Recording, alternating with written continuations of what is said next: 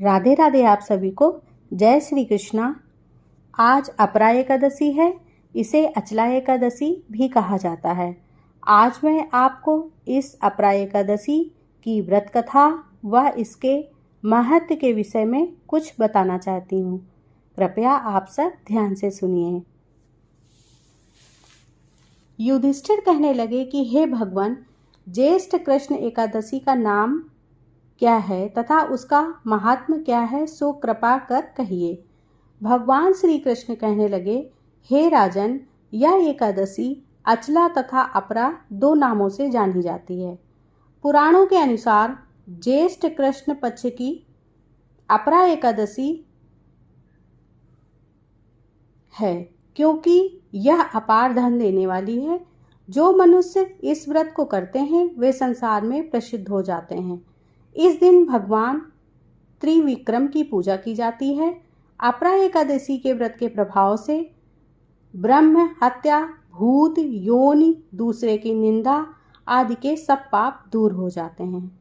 इस व्रत के करने से पर स्त्री गमन, झूठी गवाही देना, झूठ बोलना, झूठे शास्त्र पढ़ना या बनाना, झूठा ज्योतिषी बनना तथा झूठा वैद्य बनना आदि सब पाप नष्ट हो जाते हैं।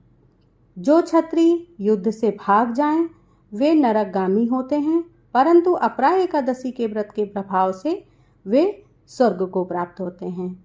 जो शिष्य गुरु से शिक्षा ग्रहण करके फिर उसकी निंदा करते हैं, वे अवश्य नरक में पड़ते हैं, मगर अपरा एकादशी का व्रत करने से वे भी इस पाप से मुक्त हो जाते हैं।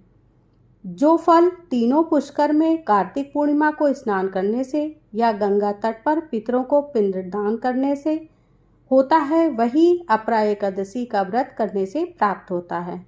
मकर सूर्य में प्रयागराज के स्नान करने से, शिवरात्रि का व्रत करने से, सिंह राशि के बृहस्पति में गोमती नदी के स्नान से, कुंभ में केदारनाथ के दर्शन या बद्रीनाथ के दर्शन, सूर्य ग्रहण में कुरुक्षेत्र के स्नान से, स्वर्ण दान करने से अथवा अर्ध प्रसूता गोदान से जो फल मिलता है, वही फल अपरा एकादशी व्रत के प्रभाव से मिलता है। यह व्रत पाप रूपी वृक्ष को काटने के लिए कुल्हाड़ी है। पाप रूपी ईंधन को जलाने के लिए, अग्नि पाप रूपी अंधकार को मिटाने के लिए, सूर्य के समान मृगों को मारने के लिए सिंह के समान है। अतः मनुष्य पापों से डरते हुए इस व्रत को अवश्य करना चाहिए। अपरा एकादशी का व्रत तथा भगवान का पूजन करने से मनुष्य सब पापों से छूटकर विष्णु लोक को जाता है। इसकी प्रचलित कथा के अनुसार प्राचीन काल में महीध्वज नामक एक धर्मात्मा राजा था। उसका छोटा भाई वज्रध्वज बड़ा ही क्रूर, अधर्मी और अन्यायी था।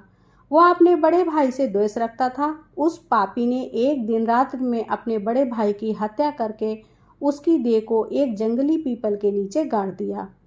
इस अकाल मृत्यु से राजा प्रेतात्मा के रूप में उसी पीपल पर रहने लगा और अनेक उत्पात करने लगा।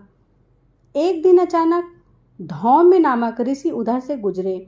उन्होंने प्रेत को देखा और तपोबल से उसके अतीत को जान लिया। अपने तपोबल से प्रेत उत्पात का कारण समझा।